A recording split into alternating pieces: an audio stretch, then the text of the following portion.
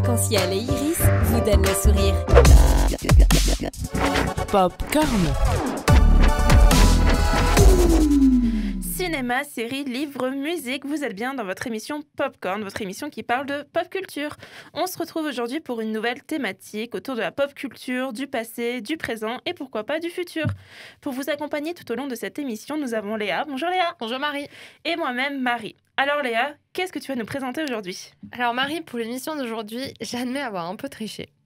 Voilà. Dans le cadre de mes cours, j'ai dû écrire un article sur un sujet au choix. Je l'ai écrit sur un personnage de fiction, donc je vous dirai le nom après. Et donc je l'ai écrit sur ça. Et pour l'émission d'aujourd'hui, j'ai décidé de vous présenter l'article que j'ai rédigé. Donc j'ai un peu triché.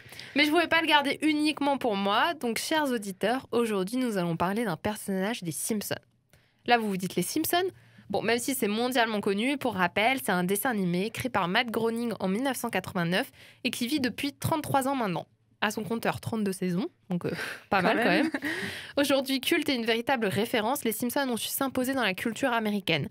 Mais dans cette émission, il n'est pas question de s'intéresser au dessin animé en lui-même. Non, aujourd'hui, je vais vous parler de Lisa Simpson, la petite fille de 8 ans de la famille. Popcorn. Qui est Lisa Simpson ? Alors Lisa, c'est l'enfant du milieu de la famille Simpson. Elle a 8 ans depuis 33 ans, mais a su évoluer avec son temps. La particularité de la famille est qu'ils ne vieillissent pas. Cependant, leurs discours, eux, évoluent. Et heureusement. Comprenons qui est Lisa. Végétarienne, intelligente, joueuse de saxophone, grande lectrice, amatrice de jazz et surtout féministe, Lisa représente l'équilibre parfait dans une famille totalement déjantée. Alors, petit tour des membres de la famille. Son frère Bart, qui est le plus vieux des 3 enfants, est tout son opposé. Moins intelligent, farceur, il vit dans l'ombre de sa sœur et fait tout pour en sortir. Côté parents, Lisa est la plus proche de sa mère. Plus douce et compréhensive sur l'intelligence de sa fille, Marge est un grand soutien. Cependant, consciente de son rôle de mère, Lisa répète souvent qu'elle ne veut pas finir comme elle et qu'elle aspire à une plus grande carrière professionnelle. Ça a fait l'objet de quelques épisodes. Mais dans l'ensemble, ils ont une bonne relation. Les rapports avec son père, Homer, sont plus complexes. Homer, c'est le stéréotype du père de famille, un peu alcoolique, qui travaille dans une centrale nucléaire, mais qui ne sait pas trop non plus pourquoi il travaille là. D'accord. Voilà, Homer, c'est un personnage vraiment bourré de clichés, mais qui est quand même attendrissant. Au fil des épisodes, nous jonglons entre des périodes où ils s'entendent bien, comme l'épisode 9 de la saison 12 où Homer devient momentanément intelligent et il tisse des forts liens avec sa fille. Oui, parce qu'en fait, il a un crayon coincé. Enfin, quand il était plus petit, il s'est coincé des crayons dans le nez et il y en a un du coup qui s'est coincé, il s'est logé dans son cerveau. Et donc en fait, c'est ça qui le rend débile. Sauf qu'on apprend dans cet épisode que du coup, on peut lui retirer ce crayon dans le cerveau et en fait, dès que le crayon va être retiré, il va être super intelligent. Et donc, il va super bien s'entendre avec Lisa à ce moment-là. Ok. Sauf que, il va un peu souffrir de cette intelligence-là parce qu'il va plus trop s'entendre avec son entourage, ses amis de bar et tout. Enfin, voilà. C'est un peu l'histoire. L'épisode est très bien et il est marrant et en même temps touchant. Et donc, avec d'autres moments où ils sont en total opposé, comme l'épisode 16 de la saison 10 où Lisa et Homer testent le principe de questions sensorielles pour mieux se comprendre. Et c'est grâce à cet épisode que j'ai appris l'existence des questions sensorielles. Voilà. D'accord. Donc si tu connais pas, en gros, c'est un caisson où t'es rempli, c'est de l'eau salée, une certaine concentration de sel et en fait tu flottes. Il y a assez de sel pour que tu flottes et en gros ça te permet de te recentrer, de te reposer, voilà. Donc les questions sensorielles existent dans des spas, on peut y aller. Voilà, c'était pour la petite parenthèse. On n'a plus qu'à tester. C'est ça. Non, mais apparemment c'est pas mal. Et donc c'est dans cet épisode qui date, il y a au moins 15 ans que j'ai appris l'existence des questions sensorielles. Et enfin il reste Maggie, le bébé et la petite dernière de la famille.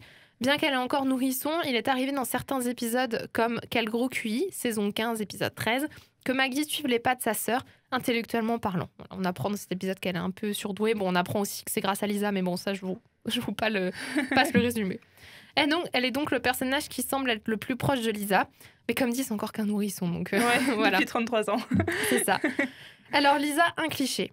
On pourrait se demander si Lisa Simpson n'est finalement pas un cliché de la jeune fille je sais tout. D'ailleurs, ce surnom lui est attribué à de nombreuses reprises tout au long de la série. Mais jouer sur les clichés, c'est l'identité même de la série. Rien que la famille Simpson en elle-même représente les stéréotypes d'une famille blanche américaine de classe moyenne. Cependant, les créateurs, à travers leurs personnages jaunes, transmettent de vrais messages lourds de sens. Aujourd'hui, en 2021, Lisa pourrait être un modèle. Sensible, attentionnée, faisant preuve d'empathie, elle est l'exemple même de la douceur dans ce monde si sombre. Et il y a d'ailleurs Yeardley Smith, la voix américaine de Lisa Simpson, qui dit d'elle « Lisa est une bonne âme, j'aime sa compassion, elle est sage pour son âge. Elle a un optimisme remarquable, même si elle est souvent déçue. » Donc cependant, de tous les personnages que compte la série, Lisa semble être la plus triste. Faisant souvent preuve de passage dépressif, ne trouvant pas sa place parmi les autres enfants, Lisa représente le « plus on est intelligent, plus on est malheureux ». Ce constat fait par la série est plus qu'un préjugé qu'une réalité en fait. Mais sa tristesse est expliquée dans certains épisodes, comme l'épisode 22 de la saison 10 nommé Les Gros QI, où elle comprend qu'il est difficile pour elle de trouver des intellects, donc comme elle, dans la ville où elle grandit. Dans cet épisode, en fait, elle va trouver un groupe de personnages surdoués, en fait, qui, voilà. Et donc, c'est là où elle va se sentir à sa place, parce qu'elle avait du mal à s'identifier, voilà, à ces enfants de son âge, parce qu'elle est intellectuellement plus évoluée, pour une petite fille de 8 ans, voilà, par rapport aux enfants de 8 ans. Alors, le personnage de Lisa est aussi sur tous les fronts, c'est un peu une pacifiste au grand cœur. Comme je l'ai déjà dit, elle est sensible à la musique, à l'art, aux sciences, à l'environnement. On ne compte plus le nombre d'épisodes où Lisa fait un geste en faveur de l'environnement, mais aussi la littérature, la cause des femmes, les droits des homosexuels, la cause tibétaine, etc. Elle représente l'âme même d'une pacifiste. Elle ne laisse aucune cause de côté et fait souvent la morale à ses proches. Cependant, Lisa sait aussi se tromper et se remettre en question. C'est à ce moment-là qu'elle apprend de ses proches, finalement. Il ne faut pas oublier que même si elle a 8 ans depuis 30 ans, elle reste une enfant de 8 ans qui se cherche dans ce vaste monde. Bien que ses combats soient souvent la plupart du temps justes, il lui arrive d'avoir tort et d'être trop la tête dans ses propres idées. Cependant, elle est le personnage le plus inspirant de la série, je trouve, mais également le plus marquant. Souvent en avance sur son temps, c'est à elle qu'on doit les combats les plus importants des Simpsons et certains des épisodes les plus marquants. Finalement, la meilleure manière de découvrir Lisa et le reste de la famille Simpson est de regarder les épisodes qui la représentent le mieux. Et sinon, regardez les 32 saisons, si ça vous va. Je vous invite donc à aller jeter un œil sur notre compte Instagram, Popcorn Radio, où je vous mettrai une liste des meilleurs épisodes de Lisa. Voilà, j'espère que cette découverte plus en profondeur du personnage vous aura plu. Et toi, Marie, est-ce que tu as un personnage de fiction qui t'inspire ou que tu trouves inspirant ? Voilà, j'en ai beaucoup. Voilà. Sache-le. Je sais. Alors, quand j'étais petite, j'adorais le trio Esteban, Zia et Tao.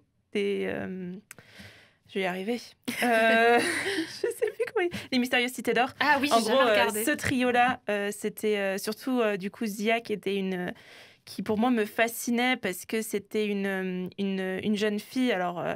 Alors c'est pareil, hein, maintenant ça fait 30 ans qu'ils ont le même âge, mais c'était une jeune fille déjà qui venait d'une autre...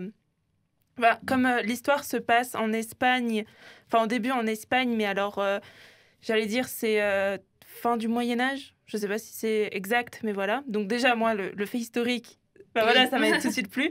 Et d'un autre côté, elle, c'est une jeune fille qui a été capturée par des Espagnols, du coup. Et en fait, Esteban, qui part à la recherche des Mystérieuses Cités d'Or, la rencontre. Et après, sur le chemin, il rencontre Zhao et tout ça. Tao. Mais en fait, ce trio, c'était vraiment le premier trio, on va dire, juste avant les Total Spies, juste avant Harry Potter. Tout ça, c'est vraiment le trio qui, moi, m'a bercé toute mon enfance. Le début, et quoi. Qui était... ils avaient leur âme d'enfant.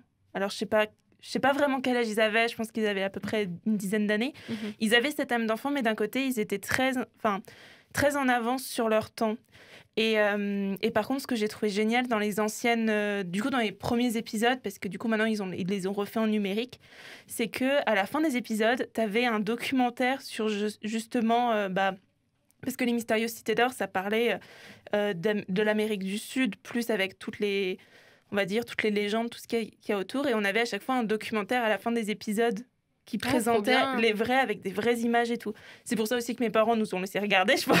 Oui, c'était un peu historique et ça vous apprenait des choses, quoi. Mais c'est vraiment des personnages qui m'ont suivi tout le temps. Et là, il n'y a pas longtemps, sur TikTok, j'ai vu dans les épisodes numériques, à un moment, du coup, t'as Esteban et Zia, bon, je vais peut-être spoiler les gens, mais qui s'embrassent pour la première fois, et j'étais en mode... Waouh. Ça fait 32 ans qu'on attend ça. Trop chou. Du coup, bon, j'ai pas vu l'épisode parce que je les regarde plus en numérique, parce que le dessin, c'est pas le même et tout, et du coup, ça me perturbe un peu, mais c'est vrai que eux, je pense qu'ils sont restés avec moi tout le temps. parce que c'est vraiment les 3 premiers, quoi. Non, mais ouais, il y a des personnages comme ça. Bah, moi, du coup, c'est Lisa. C'est aussi pour ça que je voulais Parce que moi, j'ai regardé les Simpsons, je sais pas, dès que j'avais 8-9 ans, parce que comme j'ai des aînés, des frères, un frère aîné, c'est lui qui m'a fait découvrir.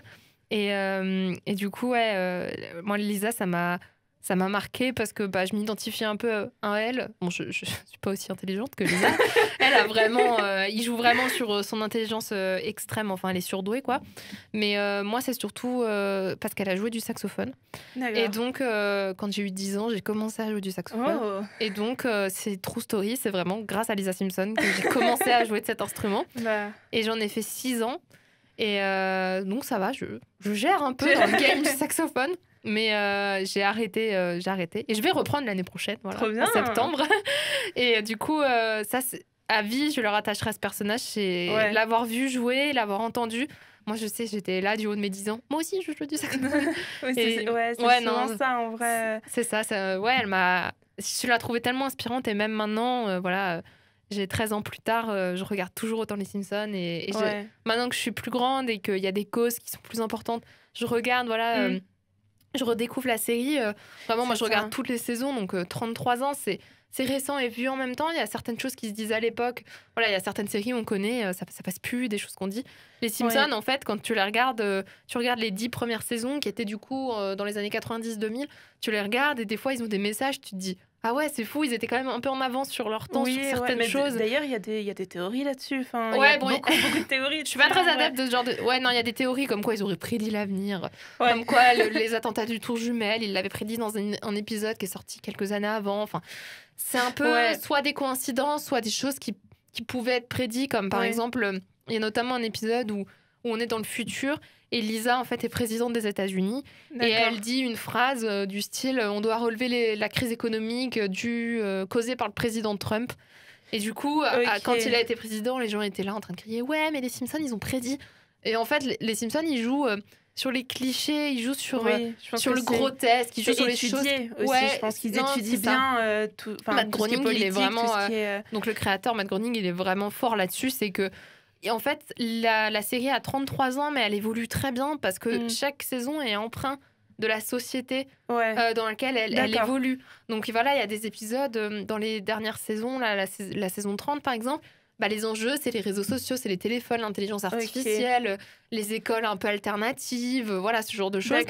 Les saisons 8, 9, 10, c'était le bug de l'an 2000, voilà, ça se prête... Et donc, ce truc de Trump, voilà, on glisse que Trump a été président dans cette réalité des Simpsons. Les gens étaient là, ouais, ils ont prédit l'avenir. Non, je pense qu'en fait, pour eux, à l'époque, Trump aux États-Unis, c'est pas personne. Ça a été un mania de l'immobilier. Il a quand même assis un empire. Il a une tour quand même à New York, la Trump Tower, tout. Enfin, c'était pas personne non plus. La preuve, il fait une apparition dans Maman, j'ai raté l'avion. Enfin, le deuxième, du coup, dans le film et tout. Voilà, c'était pas... voilà, même dans les années 90-2000... Voilà, Trump avait une certaine identité. Et en fait, je me dis, je pense pour eux, c'était trop improbable en fait qu'un jour il termine président. Oui, voilà, exactement. Je pense que c'est plus, une question de ça va être une blague, c'est rigolo parce que quand on a écrit l'épisode, il était juste riche et un type riche aux États-Unis. Ça serait marrant. Plus que vraiment, ils ont prédit l'avenir, mais bon, voilà. Il y a ces théories, les gens les aiment bien. Voilà, ça fait avancer le schmilblick, comme on dit. Ça donne de la pub aux Simpsons. Bon, même s'ils n'en ont pas trop besoin, mais ouais, c'est voilà, bon, qui fassent des théories s'ils ont envie. Moi, j'y suis pas trop partisante, mais voilà. Pour la petite explication. Ouais, merci Léa, en tout cas, de nous présenter un personnage qui t'a bercé, on va dire. Mais c'est vrai qu'on en a beaucoup. Enfin, je pense qu'on a tous au moins un personnage qui reste, ou un trio ou un duo qui restera en tête. Parce que c'est celui qu'on regardait tous les samedis matins, qu'on attendait sur... alors à l'époque, Canal J, TJ, tout ce que vous voulez. Mais c'était vraiment on peut dire comme ça qu'il y a des personnages qui nous ont fait grandir. Exactement. Et je pense que Lisa, c'est ça pour toi. Exactement. Moi, les Cités d'Or, concrètement, c'est ça qui m'a fait donner envie d'écrire. Donc maintenant, je me dis que là où j'en suis, c'est en mode... Ouais, pourquoi pas, finalement. Et du coup, maintenant, on n'a plus qu'à aller découvrir Lisa Simpson C'est ça. dans les 30 saisons si vous êtes chaud pour reprendre tout depuis le début. Et puis sinon, je pense, comme dit, les petits épisodes que tu mettras Je vais mettre sur le sur compte les Instagram. réseaux sociaux. Et puis n'hésitez pas à nous dire aussi sur Instagram, vous, votre personnage qui vous a bercé Exactement. dans votre enfance.